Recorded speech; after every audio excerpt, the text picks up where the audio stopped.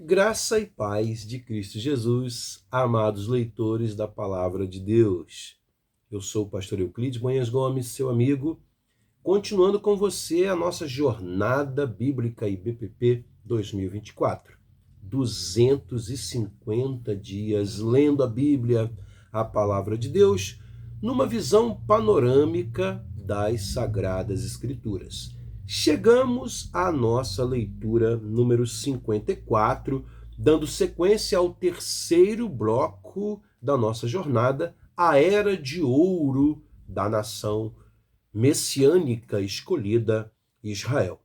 É a época dos 3 primeiros reis, iniciada com o grande profeta Samuel, um profeta que trouxe uma revolução conceitual para a vida espiritual de Israel. É com Samuel que Israel vai aprender que obedecer é melhor do que sacrificar. Isto é, não basta viver uma religião de meros rituais.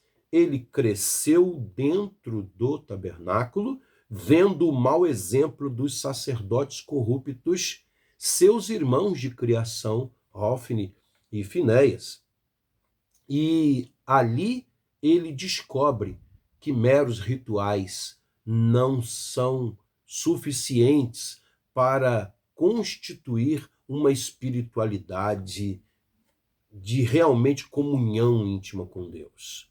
Por isso, quando Deus lhe dá a ordem para ungir o primeiro rei, Saul, essa história está a partir do capítulo 9 até o capítulo 15, Samuel acompanha Saul, lhe dá toda a assessoria no começo, é promissor daquele rei, mas quando Saul sequencialmente falha por causa do seu orgulho, desobedecendo a Deus, Samuel não hesita em cunhar este novo conceito. Obedecer é melhor que sacrificar. Por isso, nossa leitura de hoje, que está baseada em 1 Samuel, capítulo 16, e tem como tema a história de 2 reis, vai começar não com a leitura do capítulo, mas com a leitura de um perfil interessante proposto aqui pela nossa Bíblia de Estudo Facilitado, editada pelos criativos jornalistas Philip Yancey e Tim Stafford. Eles propõem uma reflexão com a seguinte questão: por que Saul foi rejeitado? Um líder que fracassou sob pressão. Eles destacam aqui o capítulo 15, 23, que diz: assim como você rejeitou a palavra do Senhor, ele o rejeitou como rei. Essa foi a sentença profética de Samuel a Saul, quando finalmente não teve mais jeito, e depois de tanta desobediência, Saul, que já estava, segundo os cronologistas Eduardo Rizzi e Frank Classen, na Bíblia em ordem cronológica, ele já estava no final dos seus 40 anos de reinado, quando isso aconteceu. Então eles dizem assim: Saul tinha tudo a seu favor.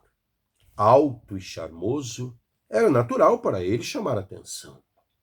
Deus o escolheu como o primeiro rei na história de Israel.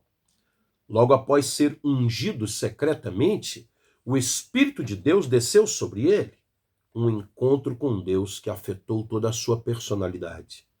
Quase de imediato, Saul liderou uma bem-sucedida operação de resgate, salvando do extermínio o povo de uma cidade sitiada, Jabes de Gileade. Os habitantes de Jabes vão ser constantemente gratos a Saul, inclusive honrando-o após sua morte, humilhante pela mão dos filisteus.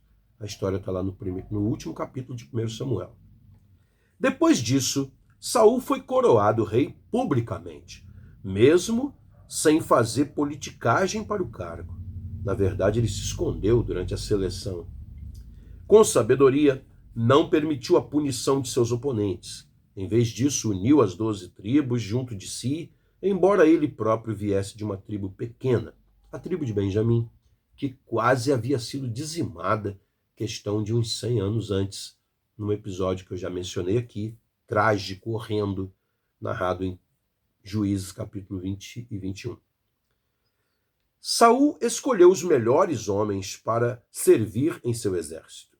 Um deles, Davi, não era apenas um general habilidoso, mas também um seguidor leal que nunca levantaria oposição a ele, mesmo quando teve bons motivos para isso. Davi acabou se casando com a filha de Saul, e o filho mais velho deste, Jonatas, que era o príncipe herdeiro, se tornou o melhor amigo dele.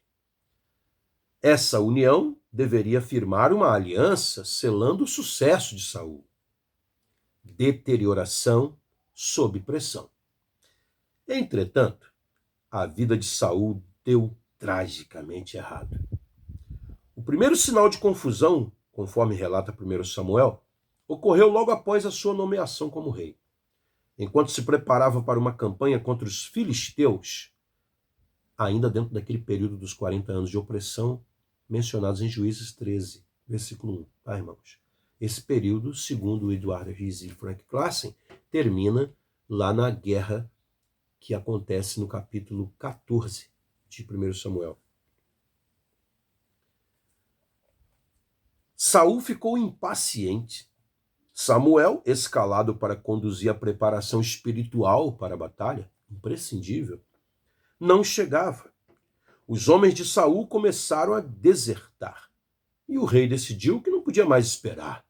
Ele mesmo executou os sacrifícios religiosos que cabiam a Samuel, o sacerdote. Isso, irmãos, era uma flagrante, tá, desobediência à lei levítica. Tá? Foi só então que Samuel chegou. E ele atacou Saul verbalmente, como está no capítulo 13, versículos 13 e 14, que eu vou ler aqui para os irmãos, dada a importância, que diz assim: Disse Samuel, você agiu como tolo, Saul, desobedecendo ao mandamento que o Senhor, o seu Deus, lhe deu. Se você tivesse obedecido, ele teria estabelecido para sempre o seu reinado sobre Israel. Mas agora, o seu reinado não permanecerá. O Senhor procurou um homem segundo o seu coração e o designou líder de seu povo, pois você não obedeceu ao mandamento do Senhor. Segundo os cronologistas, Davi nasceu 10 anos depois que Saul foi ungido. Portanto, Davi tinha em torno de 25 anos de idade quando foi ungido rei, tá? Já no final do reinado de Saul. Sua precipitação, por mais insignificante que possa parecer a nós, né, olhando assim a grosso modo, revelou uma fraqueza interior, a tendência a comprometer as instruções de Deus quando estivesse sob pressão. Algo que Davi, por exemplo, nunca aconteceu com ele quando estava sob pressão externa. Na única vez em que cedeu à pressão interna, fracassou, mas humilde reconheceu, e Deus tratou com ele, embora não lhe refrescasse as consequências, né? A gente vai ver isso mais adiante. A batalha se deu logo depois, e devido à iniciativa de Jonatas, o destacamento filisteu foi milagrosamente disperso.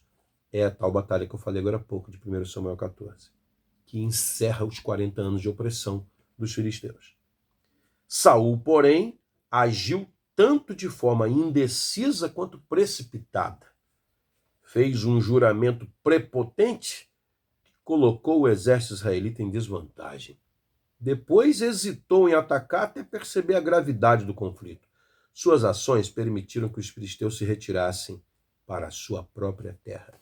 Findou a opressão dos 40 anos, mas os filisteus não foram eliminados como Deus gostaria que fossem.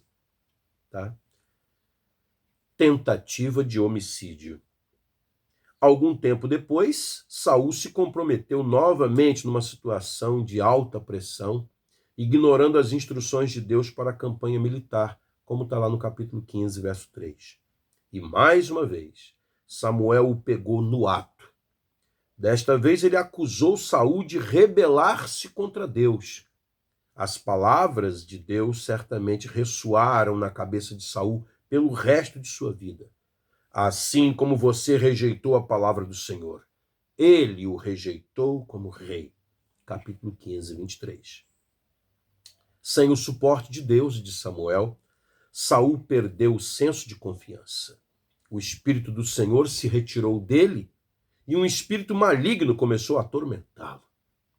Assim como havia acontecido com Sansão, o espírito do Senhor se retirou de Saul, e se apossou de Davi, na sua unção particular, como a gente vai ler daqui a pouco. Em vez de firmar uma aliança com Davi, Saul o expulsou, provocando a fuga dele para o deserto. Por fim, o medo de perder o cargo reduziu Saul a um covarde, trêmulo e impotente, incapaz de liderar. Nessa condição, ele e seu exército perderam uma batalha histórica para os filisteus, está lá no último capítulo do livro de 1 Samuel, permitindo-lhes recuperar o controle. Na batalha, Saul e Jonatas foram mortos. Por que Saul falhou?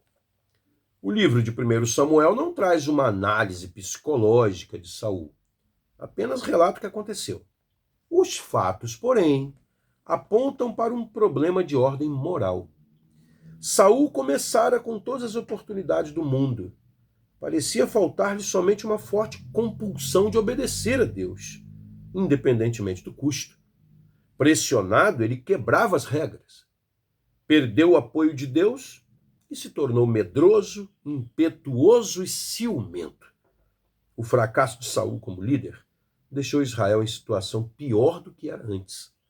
O reino herdado por Davi se encontrava outra vez sob domínio militar filisteu, além de dividido entre norte e sul. Israel, as outras 11 tribos, e Judá, que era a tribo de nascimento de Davi. A vida de Saul demonstra a tragédia particular de um líder fracassado. Ele não falhou só consigo mesmo, inevitavelmente arrastou outros consigo. Quando o líder falha, irmãos, fracassa, né? Muita gente paga o preço. Questão de vida para a gente pensar até aqui, né? No papel de líder, e todos nós somos líderes em algum lugar, né? Dentro de casa, por exemplo. No papel de líder, como você reage à pressão? Acaso você possui as mesmas fraquezas de Saul? Se as possui, precisa tratar bem delas para que não aconteça como aconteceu com ele, né, irmãos? Vamos então a 1 Samuel capítulo 16, que é o nosso capítulo de hoje. Samuel unge Davi. O Senhor disse a Samuel: até quando você irá se entristecer por causa de Saul? Eu o rejeitei como rei de Israel. Encha um chifre com óleo e vá a Belém. Eu o enviarei a Jessé. Escolhi um de seus filhos para fazê-lo rei. Samuel, porém, disse: como poderei ir? Saul saberá disso e me matará. O Senhor disse: leve um novilho com você e diga que foi sacrificar ao Senhor. Convide Jessé para o sacrifício e eu lhe mostrarei durante o sacrifício o que fazer. Você irá ungir para mim aquele que eu indicar. Samuel fez o que o Senhor disse. Quando chegou a Belém, as autoridades da cidade foram encontrar-se com ele, tremendo de medo, e perguntaram: vens em paz? Respondeu Samuel: sim, venho em paz. Vim sacrificar ao Senhor. Consagrem-se e venham ao sacrifício comigo. Então ele consagrou Jessé e os filhos dele e os convidou para o sacrifício. Quando chegaram, Samuel viu Eliabe e pensou: com certeza é este que o Senhor quer ungir. O Senhor, contudo, disse a Samuel: não considere sua aparência nem sua altura, pois eu o rejeitei. O Senhor não vê como o homem vê a aparência, mas o Senhor vê o coração. Então Jessé chamou Abinadab e o levou a Samuel. Ele, porém, disse: o Senhor também não escolheu este. Em seguida, Jessé levou Samá a Samuel, mas este disse: também não foi este que o Senhor escolheu. Jessé levou a Samuel os seus 7 filhos, mas Samuel lhe disse: o Senhor não escolheu nenhum destes. Então perguntou a Jessé: estes são todos os filhos que você tem? Jessé respondeu: ainda falta o menor, mas está cuidando das ovelhas. Samuel disse: traga-o aqui. Não nos sentaremos para comer enquanto ele não chegar.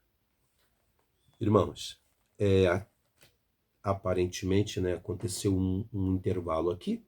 O sacrifício foi feito em público, mas agora Samuel já está com a sua família, com a família de Jessé, na casa deles, em particular para um jantar de comunhão. E é ali que acontece, então, esse episódio aqui. Chama a atenção uma situação que é mais tratada extra-biblicamente do que dentro da própria Bíblia, embora haja fortes indícios.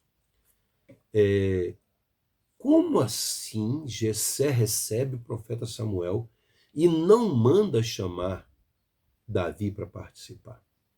Como assim?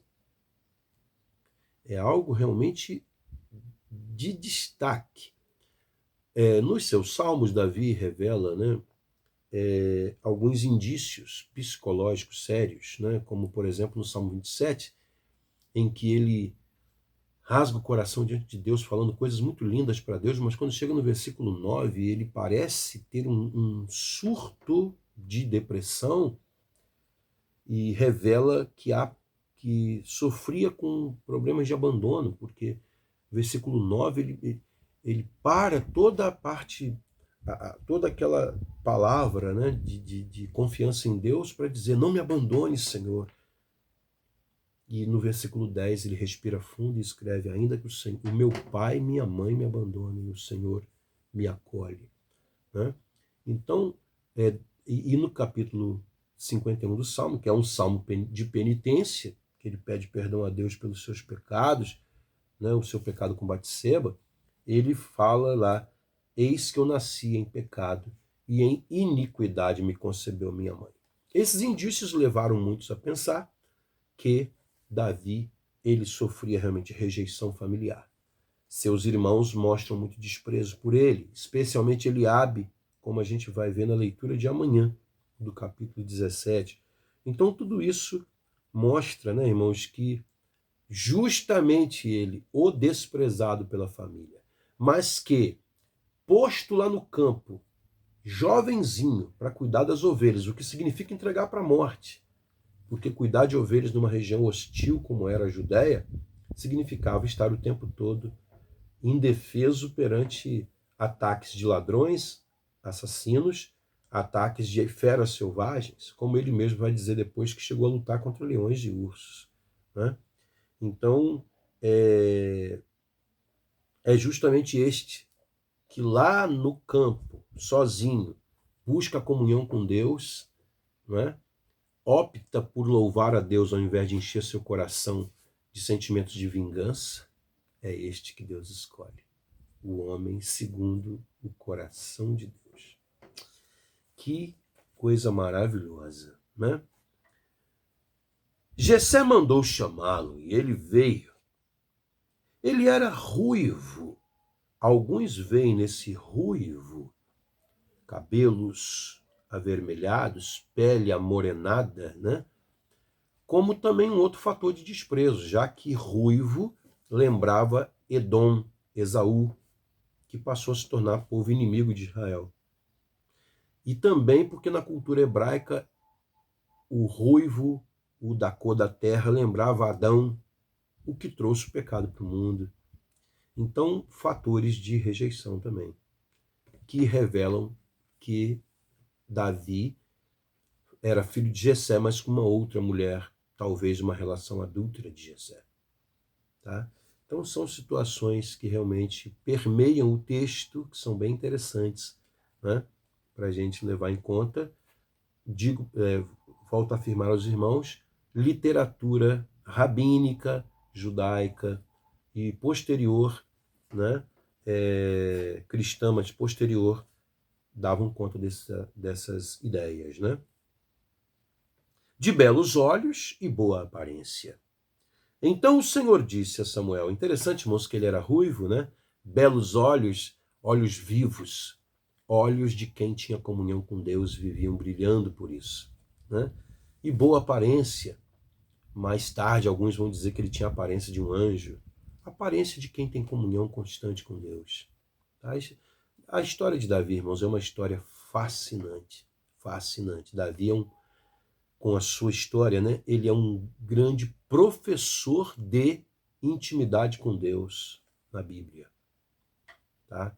Um grande exemplo para nós, até por a Bíblia não deixar de mostrar as falhas dele também, mostrando para nós que mesmo entre nós, aqueles que contêm as piores falhas, pode manter uma comunhão com esse Deus gracioso e misericordioso que é o nosso Deus, né? Então o Senhor disse a Samuel, é este, levante-se e unja-o.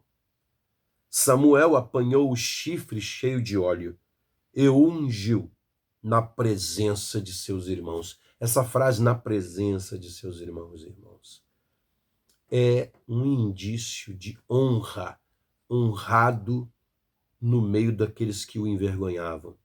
E prova que os tais líderes que são citados lá, as autoridades da cidade no versículo 4, já não faziam parte ali da cerimônia. Era uma cerimônia particular, secreta, e que agora todos deveriam manter sigilo, porque todos, a partir de agora, poderiam correr risco de morte, caso Saul, o ciumento Saul, descobrisse. Ciumento e agora atormentado, né? Saul. E a partir daquele dia, o Espírito do Senhor, que já havia abandonado Saul, apoderou-se de Davi. E Samuel voltou para Ramá. Davi a serviço de Saul. O Espírito do Senhor se retirou de Saul, e um espírito maligno, vindo da parte do Senhor, o atormentava. Por que vindo da parte do Senhor? Durante todo o Antigo Testamento, nos escritos pré-exílicos, antes do exílio da Babilônia, que vai acontecer aqui só uns 600 anos depois, uns 400 anos, né? Depois desse episódio aqui, Deus era tido como o autor de tudo que acontecia, tanto coisas positivas como negativas. E a gente pode entender a soberania de Deus nesse caso aqui, irmãos, porque espírito maligno vindo da parte do Senhor significa Deus retirou o seu espírito de Saul por causa da teimosia. Então, um espírito maligno que agora toma parte aqui na questão é algo permitido por Deus, é algo que Deus não impede, porque faz parte da dura disciplina que Saul está tomando.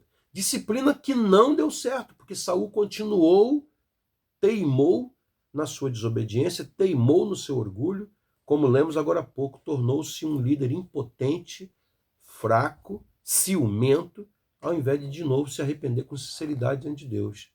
Tá? E vai terminar da maneira como termina, né, irmãos? Consultando uma feiticeira, né? Vendo que Deus não falava com ele, e não falava com ele porque ele não se arrependia de coração. Mais tarde, Salomão, filho de Davi, vai escrever no livro de Provérbios, capítulo 1, a partir do versículo 28, isso, né? Que quando uma pessoa, e isso aconteceu com ele mesmo também, quando ele se afastou de Deus, quando uma pessoa teme se afastar de Deus, irmãos, a pessoa pode gritar o que for que Deus não vai ouvir. Porque Deus conhece o coração de cada um. E Deus responde de acordo com o coração, no mínimo, arrependido. No mínimo, aberto à mudança de novo. Não foi o caso dele.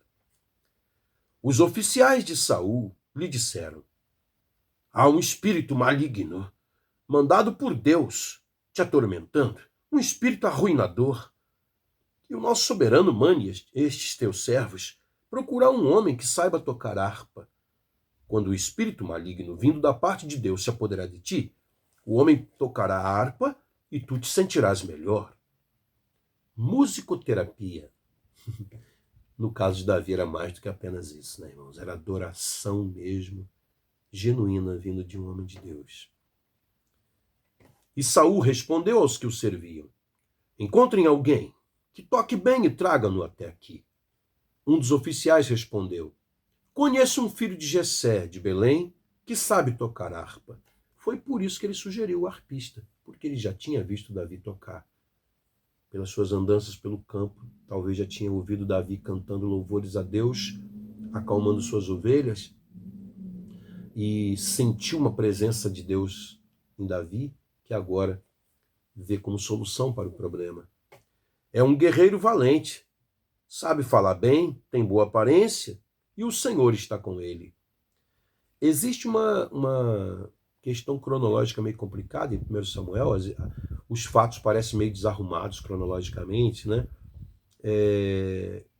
Aqui não se sabe exatamente quando que isso aconteceu, mas a colocação de Davi como guerreiro valente não combina com ele como mero pastor de ovelhas. Talvez esse episódio aqui tenha acontecido já após a batalha contra Golias, né? E no tempo em que Davi já mostrava certas habilidades de guerra, embora ainda não fizesse parte do exército de Saul. Então Saul mandou mensageiros a Jessé com a seguinte mensagem: envie-me seu filho Davi, que cuida das ovelhas. Jessé apanhou um jumento e o carregou de pães, uma vasilha de couro cheia de vinho e um cabrito, e os enviou como presente a Saul por meio de Davi, seu filho. Óbvio que Jessé deve ter ficado preocupado, né, com essa convocação. Davi apresentou-se a Saul e passou a trabalhar para ele.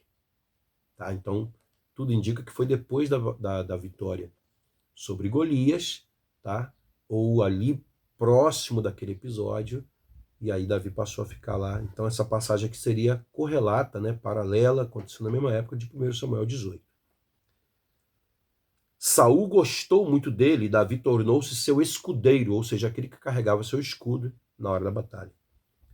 Então Saul enviou a seguinte mensagem a Jessé: deixe que Davi continue trabalhando para mim, pois estou satisfeito com ele. Sempre que o espírito mandado por Deus se apoderava de Saul, esse espírito parece ter vindo exatamente, né, ou se agravado exatamente na época dos ciúmes dele de Davi, né? Davi apanhava sua harpa e tocava. Então Saul sentia alívio e melhorava, e o espírito maligno deixava. Mas como a gente vai ler no capítulo 18, à medida que o ciúme foi aumentando, mesmo com Davi tocando harpa, Saul tentou matá-lo algumas vezes com a lança. Vamos à nossa reflexão final, então, hoje aqui. A história de dois reis. Davi, o escolhido de Deus, substitui Saul. Versículo 12 é destacado. Então o Senhor disse a Samuel: é este, levante-se e unja-o. O primeiro rei de Israel inicia seu reinado com enorme expectativa. As qualidades de líder transbordam dele. Mas ele fracassa por uma simples razão: desobediência a Deus. A recusa de reconhecê-lo, o nosso Deus, como verdadeiro rei soberano dos israelitas. Sem hesitar, Deus encerra essa dinastia real e busca um substituto em outro lugar. O rei substituto tem pouco em comum com o antecessor. Ninguém, nem mesmo seu próprio pai, enxerga potencial de realeza no jovem pastor Davi. Mas Deus usa diferentes padrões de medição. Versículo 7 diz: o homem vê a aparência, mas o Senhor vê o coração. Palavras ditas pelo próprio Deus ao profeta Samuel. Apesar de sua origem humilde, Apesar de seus muitos defeitos, Davi há de se tornar o maior rei da história de Israel. O que qualifica Davi para o papel de rei? Embora não cause uma impressão inicial avassaladora, Davi possui o tipo de coração com que Deus pode trabalhar. É isso que Deus está buscando em nós, irmãos. Não é perfeição, não. Deus só quer um coração tratável, um coração maleável, trabalhável, se é que a gente pode usar essa palavra. Ao longo da vida, Davi demonstra que ama e confia em Deus de todo o coração, como exige a lei em Deuteronômio 6, 4 e 5. Ouve, ó Israel, o Senhor, nosso Deus, é o único Senhor. Amarás, pois, ao Senhor teu Deus de todo o coração, de toda a alma, de toda a força, de todo entendimento. Né? Davi mostra ter esse coração. Questão de vida para a gente. Para um candidato ao cargo de presidente do seu país, as qualidades que Deus valoriza num líder seriam um trunfo ou uma desvantagem? Algo para a gente parar para pensar, né? Num mundo tão conturbado como o nosso hoje, tão deturpado, distorcido, né, dos valores de Deus, as qualidades que Deus valoriza num líder, hoje, talvez fosse até uma desvantagem, né? É do ponto de vista político, mas do ponto de vista espiritual, irmãos. Traria um avivamento sobre aquela nação que a transformaria para sempre e influenciaria o mundo todo, né? A gente conhece profecia bíblica e sabe que as coisas estão caminhando para o contrário disso, o que vai significar, né?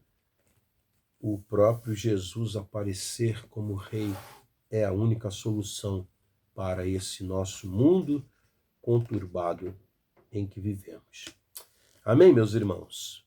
Amados e queridos irmãos, vamos orar ao Senhor e depois eu tenho um anúncio interessante para fazer. Vamos orar. Como o verdadeiro rei da nossa nação, é como te invocamos nesta leitura de hoje. Ó Deus, nosso Brasil tem passado por momentos tão terríveis ao longo de sua história, que já dura 524 anos. E sendo que, ó Deus, nos últimos 135, uma história republicana para lá de caótica, conturbada. Nunca tivemos um governante à altura das qualidades que o Senhor exige para um líder nacional. Por isso, Senhor, nós, teu povo, queremos declarar aqui nesta oração hoje que, embora respeitemos as autoridades políticas que dirigem nossa nação, é a Ti que nos submetemos de verdade como Rei. Tu és o Rei do nosso Brasil. E nós assim queremos proclamar o Senhor nesta hora, nesta oração. E entregar nas Tuas mãos nosso prefeito, nosso governador, nosso presidente da República, as autoridades legislativas, vereadores, deputados estaduais, federais, senadores, nossas autoridades jurídicas das instâncias inferiores até as superiores. Tu és o nosso Rei. Tu és nosso Rei. Toma a completa direção, meu Deus. E não permita, Senhor, que o nosso Brasil continue a pagar o preço de povo e governantes andarem tão distantes da tua vontade. Faz prevalecer a verdade do teu evangelho em nossa nação. Esta é a nossa oração, ó Rei de toda a terra, ó Rei dos reis e Senhor dos senhores. em nome do teu Filho amado Jesus, que tu constituíste como nosso Rei, e quanto ansiamos que ele volte logo para assumir concretamente, assumir aqui de uma forma consolidada e consumada o reino dessa terra. Só assim é que haverá jeito, conforme as tuas profecias indicam claro, que ele há de se assentar no trono de Davi, seu antepassado. Essa é a nossa oração que te fazemos, em nome dele. Amém, ó Deus. Amém.